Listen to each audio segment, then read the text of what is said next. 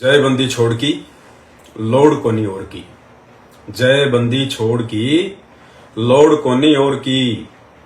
Load यानी जरूरत। साथ संगति से जुड़े हुए सत्सेवक भाई बहनों को अपने पूज्य गुरुदेव असली बंदी छोड़ सतगुरु रामपाल जी भगवान के अलावा इस ब्रह्मांड में, इस सृष्टि में किसी की भी जरूरत नहीं है, किसी की भी आवश्यकता नहीं है। और जिस दिन आत्माओं के ये भाव बन जाएंगे, आंतरिक रूप से, आत्मिक रूप से, मन कर्म वचन से, तन मन धन से, दिलो जान से, क्योंकि अंतर्यामी परमात्मा है, धोखा नहीं दे सकते, वो अंदर से देखता है। उस दिन परमात्मा अपनी आत्मा पे छप्पर फाड़ दिया कर देगा। उसी को कहते हैं पतिव्रता पद की भक्ति, यानी एक अपने गुरुदेव भगवान के ऊपर आश्रित, दूसरा कोई नहीं। चाहे भगवान उतर के आ जाए कोई धरती पे, जिसको आप भगवान मानते हो, चाहे वो धरती पे उतर के आ जाए तो भी नहीं भैया, आप साइड में चलो, आपका कोई काम नहीं है। वो दाढ़ी मूछ वाले कबीर की फोटो तो छोड़िए, अगर साक्षात दाढ़ी मूछ वाले रूप में कोई भगवान है और अगर वो आ जाए तो उसको भी हाथ जोड़ लो कि महाराज जी आप हमारे लिए आदरणीय हो लेकिन पूजनीय नहीं हो, रास्ते से हट जाओ, अब आपका काम नहीं है।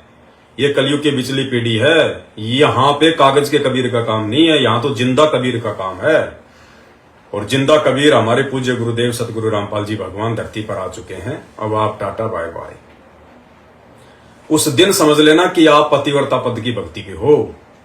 और यदि आपके घर में अभी भी, आपके दरबार में अभी भी 5 पति परमेश्वर बैठे हैं, आदरणीय गरीबदास जी महाराज जी की फोटो भी आपने अपने घर में और दरबार में लगा रखी है, पंडित चिदानंद जी की फोटो भी आपने अपने घर पे और दरबार में लगा रखी है, स्वामी राम देवानंद जी की फोटो भी आपने अपने घर पे और दरबार में लगा रखी है, दाढ़ी मूछ वाले कागज के कबीर की फोटो आपने अपने घर में लगा रखी है, और उनके बीच में अपने गुरु जी को भी बैठा रखा है। तो आपके तो पंच परमेश्वर हैं, 5 पति।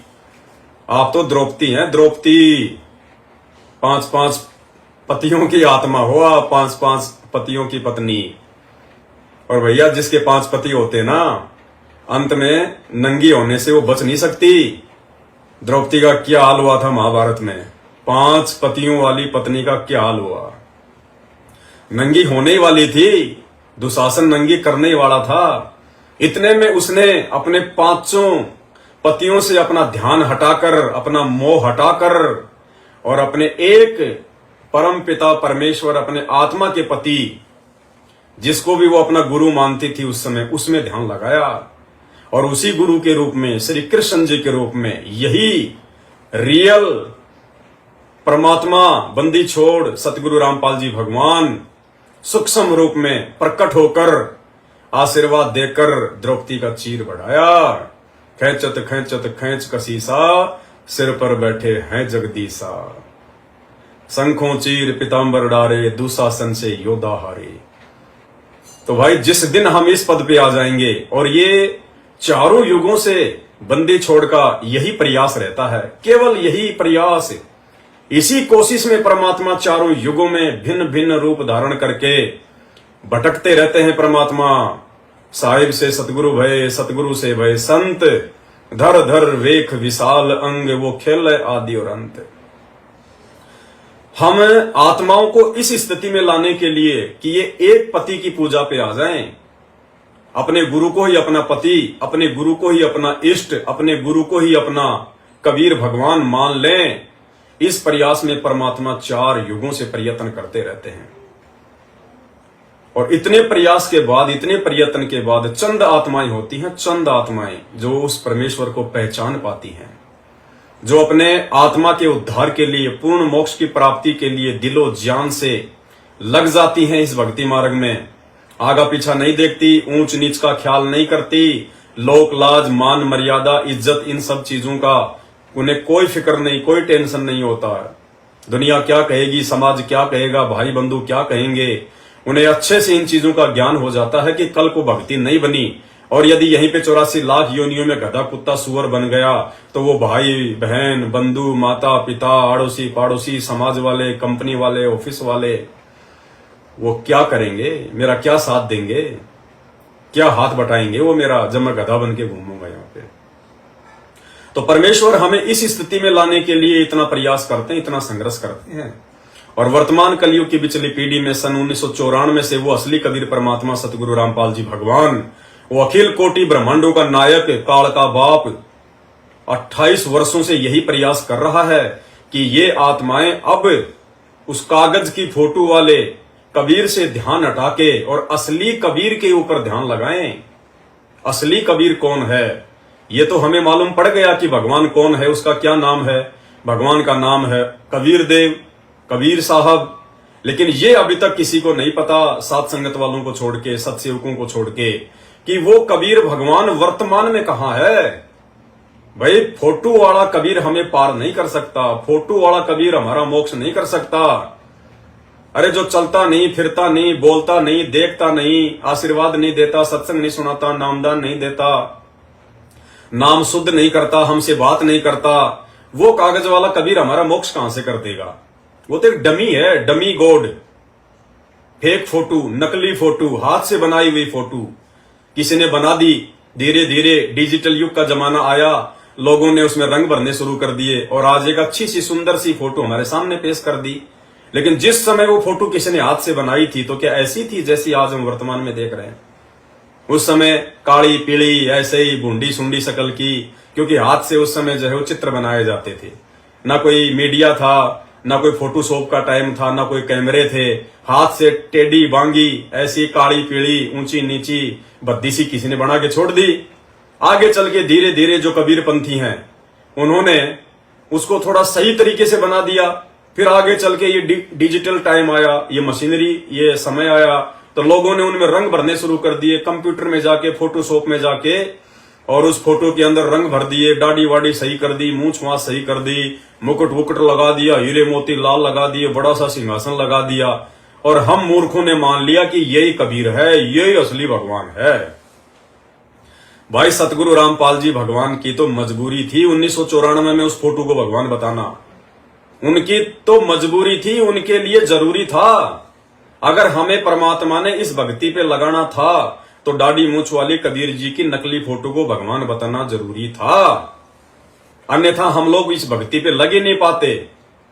अगर उस समय 1994 के समय अगर ये असली कबीर सतगुरु रामपाल जी भगवान कह दें कि भाई मैं हूं वो कबीर जो 650 साल पहले आया था और मेरे से नाम उपदेश लो, मेरी भक्ति करो, मैं जो ज्ञान बताऊंगा, जो मंत्र बताऊंगा वो भक्ति करो, तो कोई भी व्यक्ति इस बात को हृदय से स्वीकार नहीं करता कि संत रामपाल जी जो कह रहे हैं वो सही बात है। और अपने गुरु जी की बातों पे अविश्वास करने का मतलब है मर्यादा टूटना, नाम खंड होना, भक्ति चल ही नहीं पाती। दूसरा रीजन, अगर संत रामपाल जी कह देते उस समय कि मैं ही कबीर हूं, मैं ही कबीर हूं, तो भाई जितने भी नकली कबीर पंथी भगत समाज को डुबो के बैठे हैं, जिनकी 12-13 पीढ़ियां चलती आ रही हैं, धर्मदास जी की, दामा खेड़ा, रांझड़ी, फलाना दिखना, अभिलाष दास और पता नहीं कितने 12-13 जो पीढ़ियां चल रही हैं धर्मदास की, जो नकली कबीर पंथ हैं, आज वो नकली कबीर पंथी उनके गुरु संत रामपाल जी के ऊपर जगह जगह मुकदमा ठोक देते कि साहब इन्होंने कैसे अपने आप को कबीर जी कह दिया, कैसे अपने आप को जो है कबीर कह दिया, कबीर जी तो हमारे वंशज थे, कबीर पंथ के ठेकेदार तो हम हैं, इन्होंने क्यों अपने आप को कबीर जी कह दिया। तो भाई संत रामपाल जी मुकदमे झेलते, तारीखों पे जाते, जेल में जाते, या फिर हम आत्माओं को समझाने के लिए शास्त्र पढ़ाते, हम आत्माओं के लिए गांव गांव जाके पाठ करते, ये सत्संग करते, क्या करते वो। इसलिए भाई उस समय संत रामपाल जी की मजबूरी थी अपने आप को छुपाना। रियल कबीर होने के बावजूद, असली कबीर भगवान होने के बावजूद भी अपने आप को छुपाना, और समाज में जो पहले से चलती आ रही है एक फोटो कबीर जी की, उस फोटो को आपके सामने रखे, हमारे सामने रख के ये कहना कि बच्चों ये है कबीर भगवान, असली भगवान ये है। अरे इतना ज्ञान लेने के बाद, इतना समझने और समझाने के बाद, अगर आज भी हम उस निर्जीव, मुर्दा, बेजुबान कागज की फोटो से ध्यान हटाकर और जिंदा जगदीश सतगुरु रामपाल जी भगवान के ऊपर ध्यान नहीं लगाएंगे, तन मन धन से उनके ऊपर आश्रित नहीं होंगे, उन्हीं को अपना पिता परमेश्वर नहीं मानेंगे, भाई इस कलयुग की पिछली पीढ़ी तो छोड़ दिए, अनंत कलयुग की पिछली पीढ़ियों में भी आप और हमारा मोक्ष नहीं हो सकता, क्योंकि परमात्मा ने अपनी वाणी में एक ही बात कह दी फाइनल कि गुरु और गोविंद ये दो नहीं भाई, और जब तक जो दो समझेगा वो दोजक में जाही, वो नरक में जाएगा।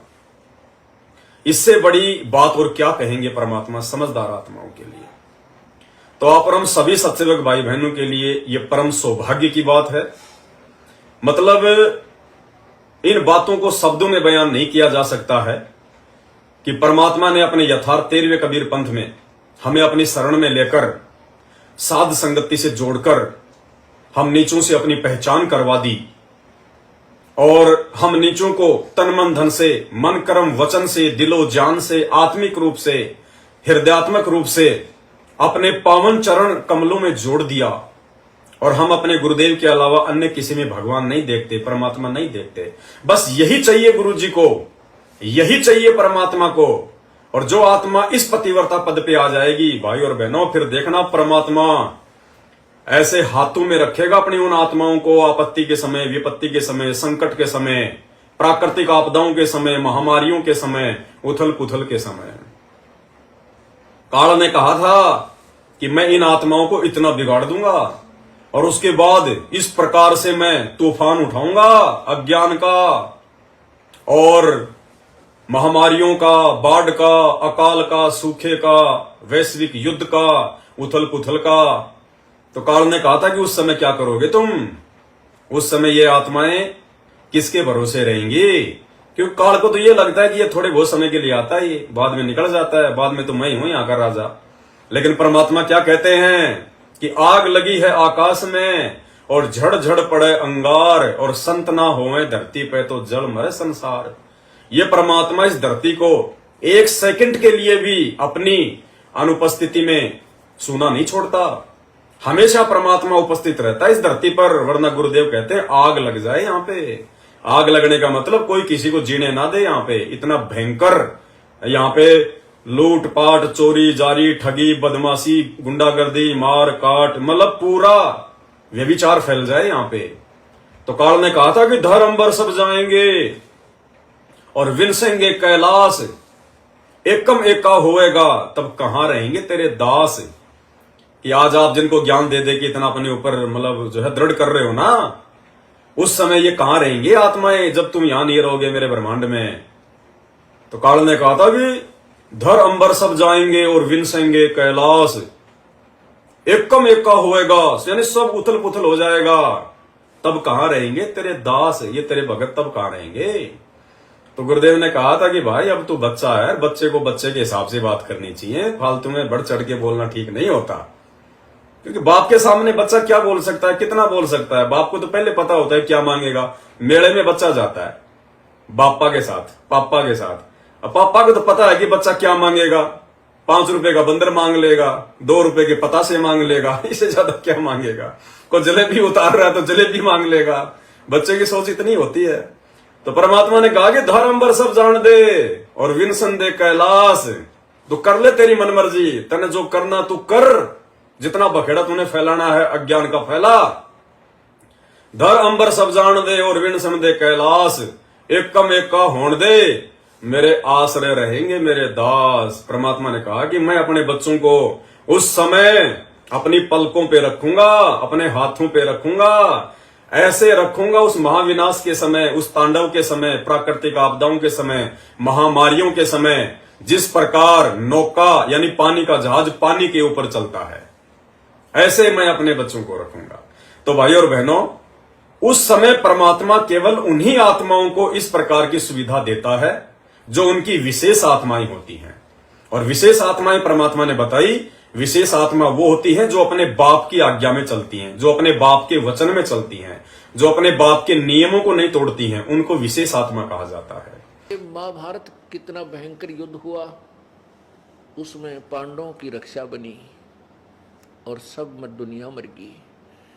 ऐसे ही परमात्मा ऐसी आपत्तियों में कबीर परमेश्वर के बच्चों को, कबीर परमेश्वर की जो विशेष आत्माओं को, विशेष कौन सी होती हैं? जैसे वैसे तो हम कबीर जी के सभी बच्चे हैं, सभी उसी की आत्मा है। कीड़ी, हाथी, कुंदर, राजा, रंक, महादेव, ब्रह्मा, विष्णु, महेश और हम। विशेष आत्मा वो हैं जो उनकी आज्ञा का पालन करके उनके अनुसार चल रहे हैं। जैसे एक पिता की 5-6 बेटे हैं और 2 पुत्र उसकी आज्ञा का पालन ना करके बकवाद करते हैं, कि तो चोरी करते हैं, कि तो लठ बजाते हैं, कोई झगड़ा करते हैं, तो वो विशेष आत्मा उसके बच्चे नहीं है। आत्मा में दुख तो होता है, लेकिन वो उसकी आज्ञा से बाहर जा करके हैं, तो उन पर विशेष ध्यान ना दे करके पिता उनकी तरफ विशेष ध्यान देता है जो